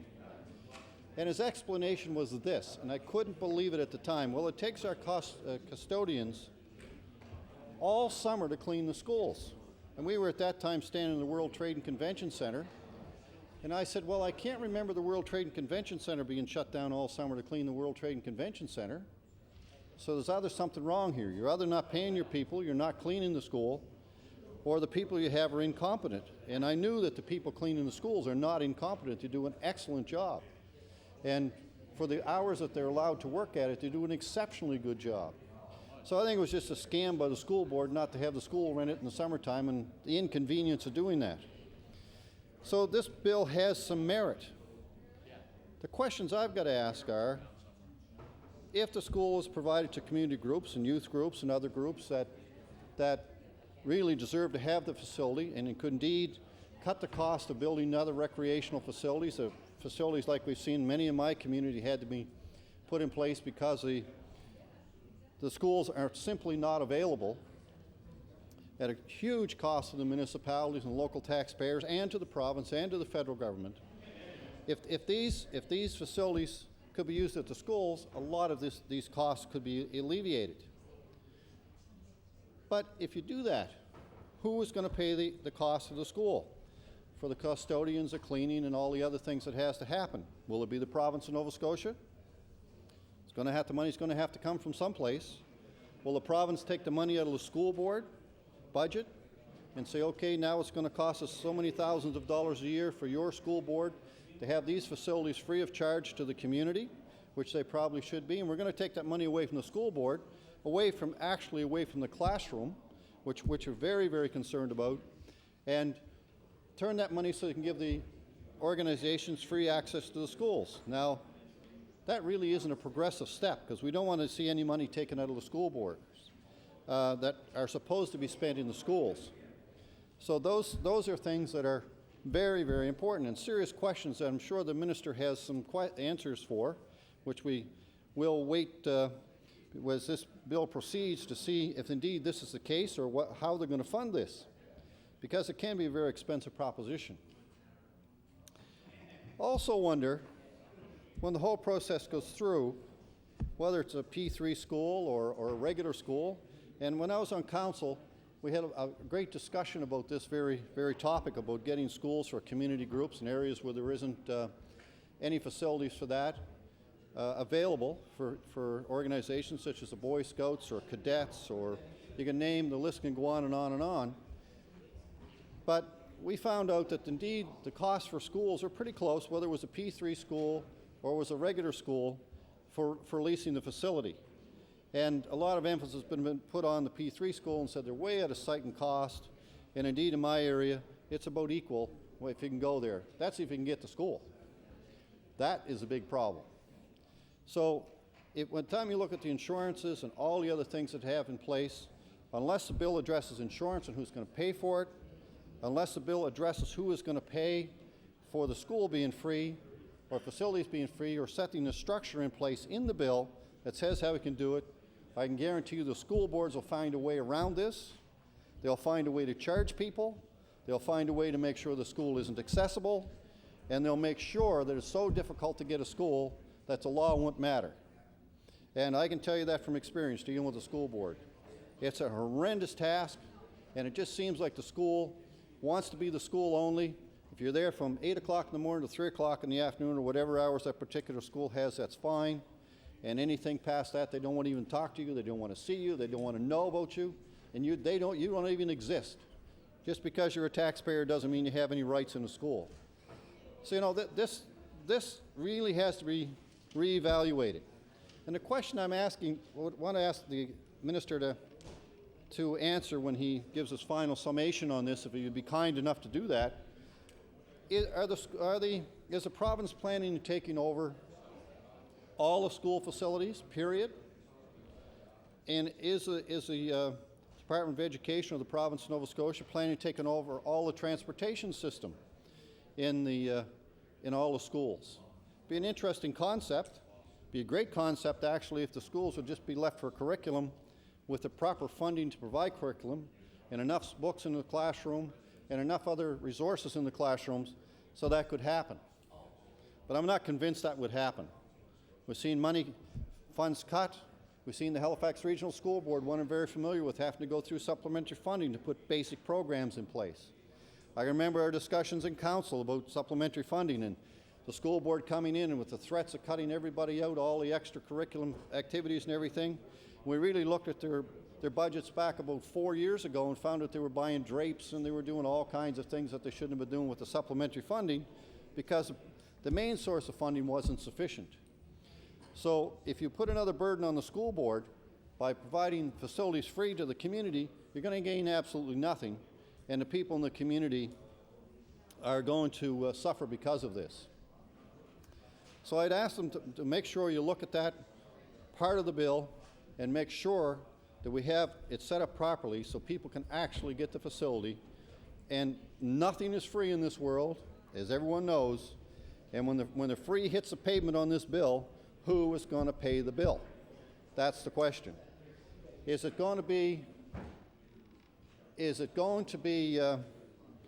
people that have the facility, in other words, the school boards, are going to have to be responsible for this? Is it going to be the schools themselves by losing revenue in their budgets and find out that they can't survive and can't do the things that they should be doing? Is it the local regional municipality that's going to have to do these things? That's a really good question. And that I'd like to have clarified in this bill to make sure it's very, very clearly laid out who is going to pay for this, because nothing is free. Now, you see these schools sitting idle all summer, through March break, Christmas break, Sundays, Saturdays, evenings, and it's not right. These are huge facilities, tremendous potential in the community, and tremendous potential to do things. So the concept of the bill, I think, is a good idea. But you've got to clearly lay out what this is going to be. And anyone, I'm sure the Minister of Education, being a former school teacher, would see that from the side of an educator and what you go through with the school boards, and I'm sure he's probably not want to comment on that, like I've had some serious discussion with school teachers at typically don't want to discuss a school board for fear of some reprisals, that unknown reprisals. I will leave it at that. The minister doesn't have to worry about that, but he does have to worry about his colleagues in the teaching profession, which I think is very important. People, by the way, that I think in this province do an exceptional job. But how do you structure this? And I truly hope that the minister will address that in a little bit better form in this bill. I'm not convinced that this is going to happen the way the bill is structured, and it's really, these facilities are not going to be free. Now, I can remember another scenario here. This is a horrible scenario. Just happened. Present government sitting on the other side here rebuilt the school, and Graham Creighton did a beautiful job on the school. They were going to build a small gym. So they went to the municipalities with people in the community and said, look, we need more money. Will you help us pay extra money to put this new gymnasium in? A proper sized gymnasium, which a school should have, and there was no argument from council on that. The deal was that that gymnasium then would be available to the community through the municipality. Guess what? Go try and get the gym. $400,000 later from the municipality to make this gym the size it should be, and lo and behold, you cannot get the gym. You cannot get it. I mean, it's ridiculous. Here the taxpayers of the municipality put $400,000 extra into that building, and you cannot get that building today. The seniors have a seniors room in the school that has a separate access, and try to get into their seniors room after hours. Almost impossible. I mean, this is absolutely ridiculous in today's society, especially when the taxpayers of the regional municipality as a whole in the general tax rate paid this extra $400,000 to make it accessible to the community.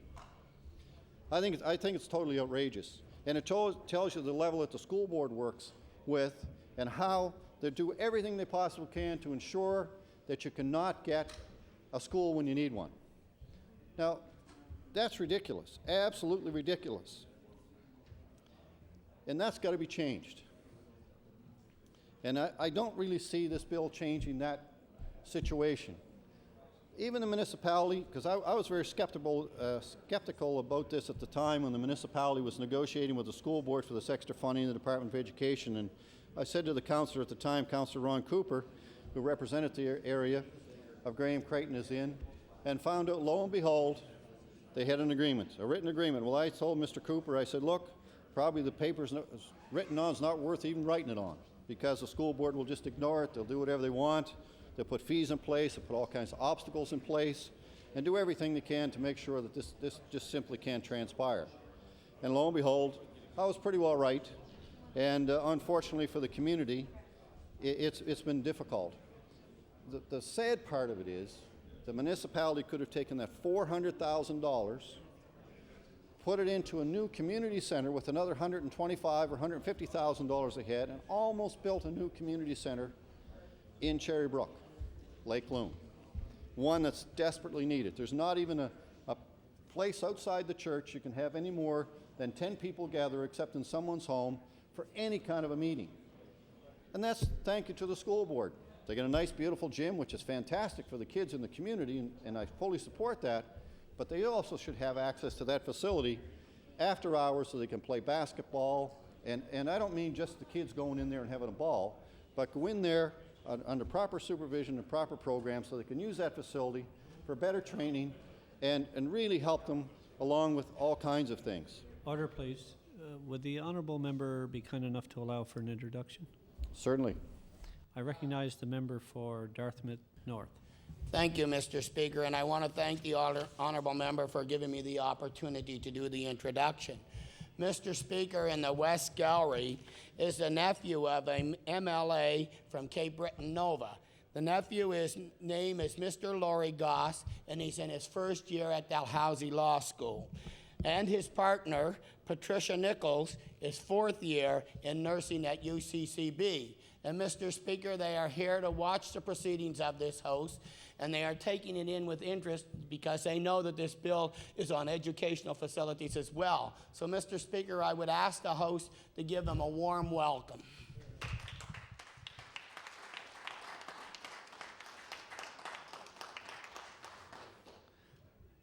The member for Preston. Thank you very much, Mr. Speaker.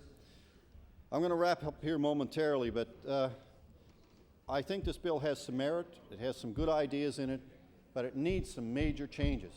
If it's going to work, if it's going to work for the communities, if it's going to work and ensure that the school boards are going to make sure that people have access to these facilities. Now, I don't know what it's like in the rest of the province, but I can tell you in the regional municipality, you cannot get a gym that you can afford to go into. Don't matter if it's a private gym, and it's a P3 school, or if it's a school board owned and operated or an HRM owned facility that the school board operates. So that's got to change. That has to change, and it has to change in a way that it's going to allow these, the community to get these things. And it's unfortunate that, you know, that the community doesn't have the opportunity to get these facilities and ensure that they get the opportunity to use them and make sure they don't have to build expensive infrastructure, such as in North Preston. We're paying $3 million for a new recreation center, and it's a brand, well, not a new school, but a totally renovated school there.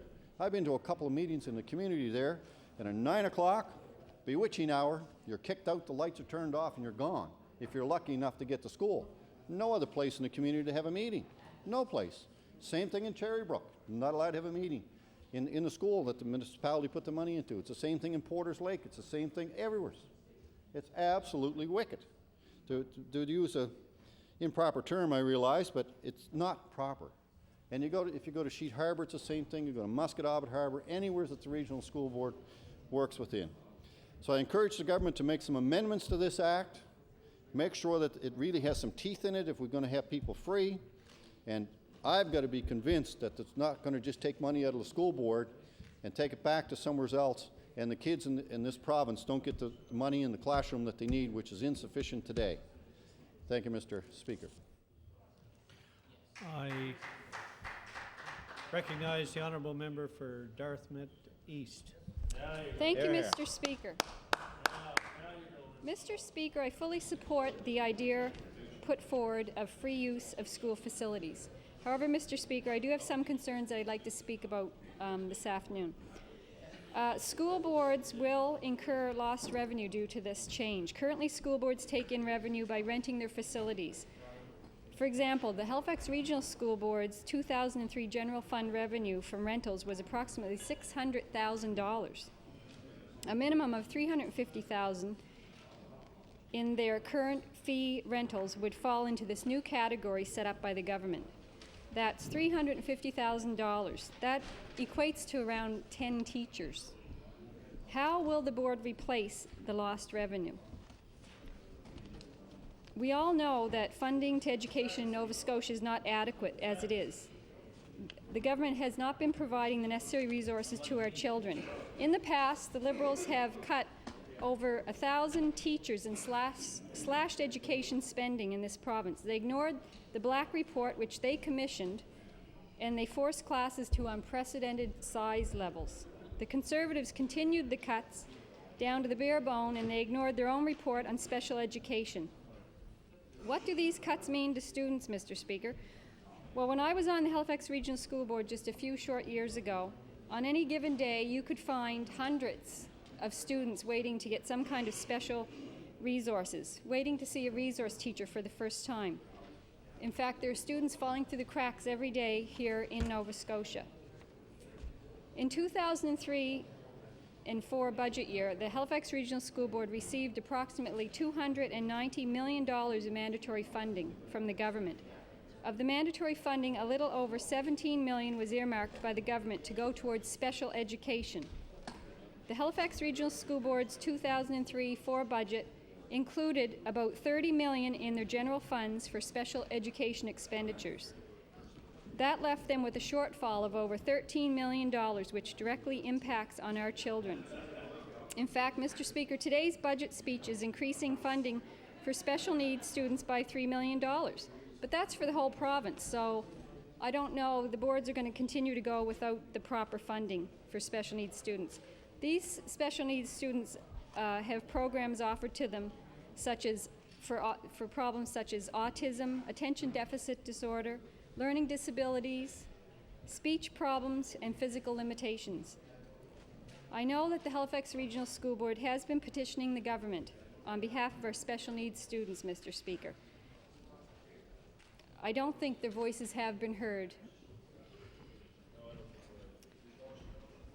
The province did away with the Education Funding Review Group since I was on the board, Mr. Speaker. The last committee that met to discuss provincial funding determined that it would cost the province an extra $100 million to implement the new funding model. The findings of that committee were never implemented in this province.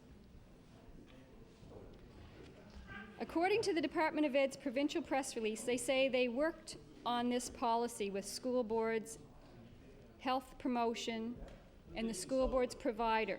I would have to say I disagree with that. I would have to say they told the school boards that the new policy would be going into effect, and they have not offered any additional replacement revenue to any of the boards.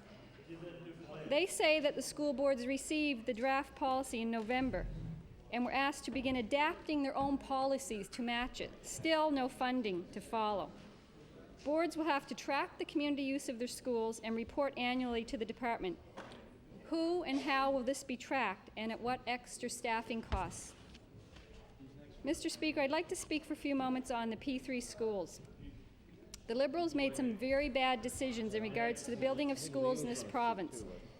They sided with the contractors and developers. They should have sided with communities and built community-friendly, multi-purpose schools. Instead, they struck a deal that would bring in even more money through rental agreements for the companies that won those contracts to build the P3 schools. These P3 schools have the very best of everything. They have the best gyms, the best equipment, exercise rooms, cafeterias, music rooms, libraries, playgrounds, classroom equipment, stages. Yet community groups and youth will still not be able to afford the high rental fees, sometimes up to $70 an hour. Board members in the Halifax Regional School Board continue to receive complaints on a daily basis about these high rental fees in the P3 schools. This sets up an inequity within the education system of have and have-not schools and communities. I'd like to take a few minutes to speak about the deferred maintenance problem. Due to continued funding cuts, the boards have continued to eat into their maintenance budgets in order to protect the classroom. Deferred maintenance in the Halifax Regional School Board alone is over $20 million, Mr. Speaker. This continued deferral of projects that need to be done in our 137 schools in this board alone is ridiculous. Some of the work that continues to be put off, Mr. Speaker, are things like replacement of windows, upgrades to safety standards for stairways, painting, floor replacement, door replacement, roofs, safety upgrades to gymnasiums, and air quality. Right now, emergency work such as replacement of furnaces is done. Regulated work, such as replacements of old and aging oil tanks, is completed. Mr. Speaker, what this is doing is creating unhealthy schools in Nova Scotia. I didn't see anything in today's budget, although I haven't had a lot of time to look at it, that is putting any extra money into the school boards for deferred maintenance, Mr. Speaker. Some of my concerns, Mr. Speaker, when I hear that this access is going to be free, will it really be free? I wonder how we're going to pay to fix the ongoing wear and tear that this extra use is going to cause. There will be loss and damage to equipment. Who's going to offset these costs? Right now, the board is taking in some revenue when they rent these facilities. The janitors, for example, have to be paid a minimum of 4 hours in the Halifax Regional School Board if they come in on a weekend. Is this new legislation a way to get out of having to build new community centres in Nova Scotia, I wonder, Mr. Speaker? Dartmouth East has been trying, for example, to have a community centre built since 1982. We'd like a place that would house the East Dartmouth Boys and Girls Club, who are right now serving over 250 children and youth every day, and there's a waiting list for that. They're now housed in 5 different locations. One is an oak building at a church. This project is currently on the 2003-2004 HRM infrastructure request list. Mr. Speaker, it's number 30 on the list out of 47.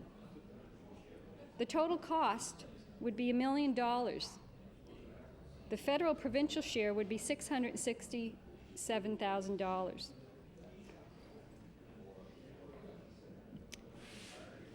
Over 5 requests for such facilities are on the proposed request list. These recreational community facilities add up to over $5 million. Perhaps our new user fee legislation is a band-aid solution to the growing need for community centers. If government can now point to a free use of our schools, they perhaps won't be so likely to invest in these new community centers, Mr. Speaker.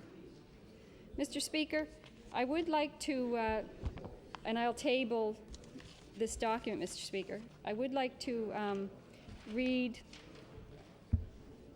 from a document from the Halifax Regional School Board from December the 2nd.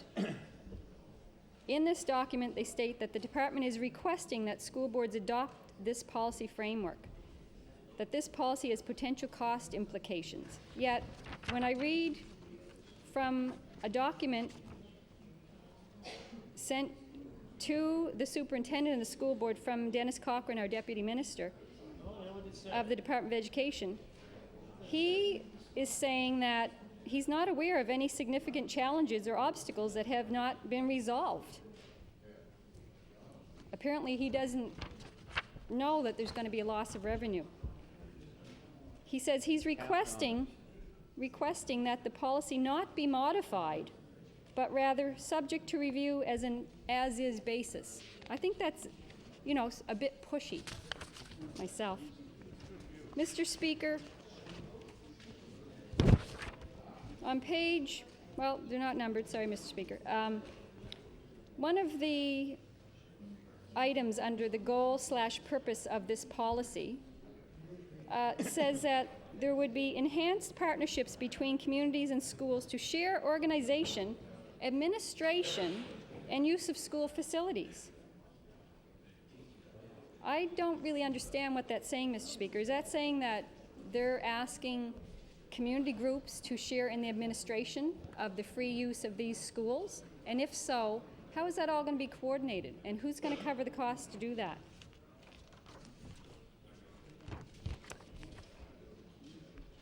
Under fees, they actually are saying that there are direct additional costs to doing this. That there will be cleaning costs, custodial, supervision, service costs, supplies, etc.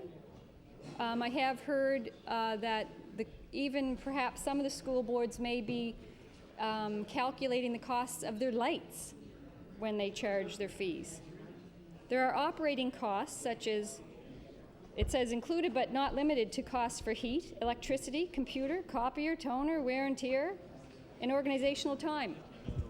Who will set the standards across the province for all these boards? Are we just jumping into, you know, another mishmash of costs in all the different various boards? Under principles, it says that the school system's primary responsibility is to deliver the public education program and to provide a welcoming environment for community use, recognizing its funding is not intended for the purpose of organizing and supervising non-educational uses. In this context, the value of responsible involvement of other organizations in organizing, promoting, and facilitating access to schools is recognized as a crucial success factor. So I'm a little concerned on, you know, where this is all leading. It seems like a contradiction. Schools are there to educate, but they're there to be recreational facilities also, but no one's going to give them any extra funding to do this? Municipalities and school boards are encouraged to enter into agreements to formalize existing arrangements whenever possible, to encourage and maximize access to school facilities without increasing costs to the school board. It's right there. Well, there will be a cost to the school boards. In fact, our school board, as I said, will be incurring a cost of over $300,000. Under criteria for user eligibility, there's going to be liability insurance of not less than $1 million. We have to, it says it will ensure facility is tidied up and cleaned up after. Ensure the proper screening of all staff and volunteers who work with the children and youth. I want to know who's going to do all this. I mean, the principals in our schools now, the principals and vice principals are overwhelmed with the amount of work and that they have to do on a daily basis. They're supposed to be there to educate kids. Now they're going to be running a community center?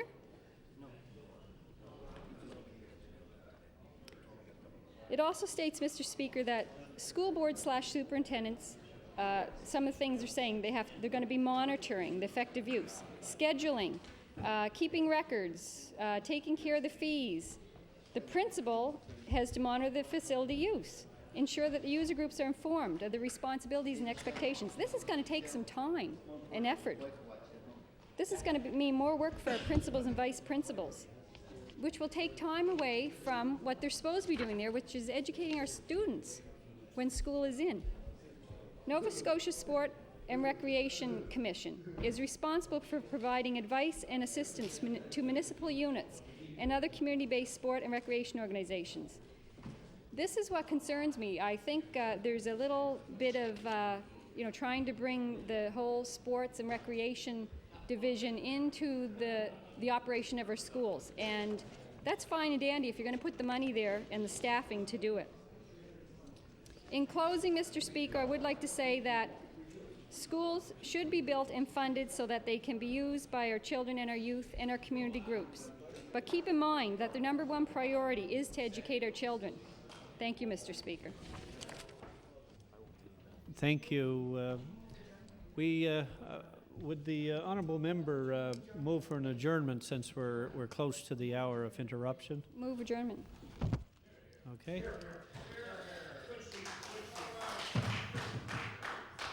The winner of this evening's, I'm sorry, the Government House Leader. Yes, Mr. Speaker, I'm going to move adjournment of the House and advise the House will be meeting tomorrow at the hour of 9 a.m. and we will continue with the remarks by the finance critic from the opposition and then with the remarks from the finance member for the third party. And then following that, Mr. Speaker, we will adjourn for the weekend. Yes. Okay. Okay, so we'll now move into Late Show debate. The winner of this evening's Late Show debate was a member from Richmond. Therefore, be it resolved that this Tory government has failed to respond to the significant issues facing rural Nova Scotia. I now recognize the honourable member for Richmond. Mr. Speaker, if one could only be so lucky with Friday's Super 7 draw as one is this evening in winning the late debate, it's going to be an interesting weekend ahead.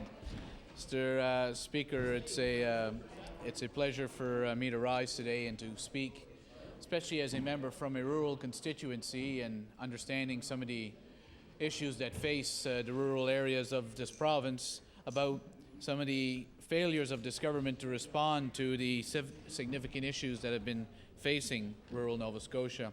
Mr. Speaker, we don't need to go very far, especially on the side of economic development. We don't need to look very far in the past and even in the present as to what rural Nova Scotia is going through under this government's watch. Mr. Speaker, we have the closure of Britex. We have the loss of employment at Avon Foods. We have the closure of the USG wallboard plant in Point Tupper that took place in December of 2002, and to date, still no new operator found for that facility.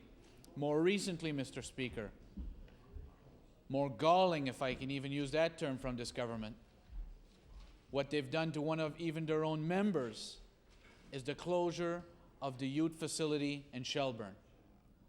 That the government would go into a cabinet meeting, would walk out and make a decision to close that facility, put over 35 people out of work, and then to see the government backbencher from Shelburne have to say to his local newspaper, I found out about it when they came out of cabinet. That's the first time I heard, and when they asked, how much information do you have? He said, I don't have any more information than what you have. Now, Mr. Speaker, I must say that I felt embarrassed for that member. I've been a government backbencher, I've been a minister, I've been official opposition, I've been in the position we find ourselves today. A greater embarrassment I cannot think for the member from Shelburne, and I often wondered, could it be because of his vote on Bill 68 that this was this government's way of saying, here's our revenge for you not supporting us there. We're going to close this facility. We're not even going to tell you about it until it's been done. That is the approach that this government has taken to rural Nova Scotia. Rather than tell the community, we are looking at the closure of your facility in the upcoming months. Let's sit together, let's talk, interested groups, municipality, employees, what can we do with this facility to protect it, protect its jobs, and protect its future prior to our decision to close it. That would have been the reasonable approach. That would have been the approach Nova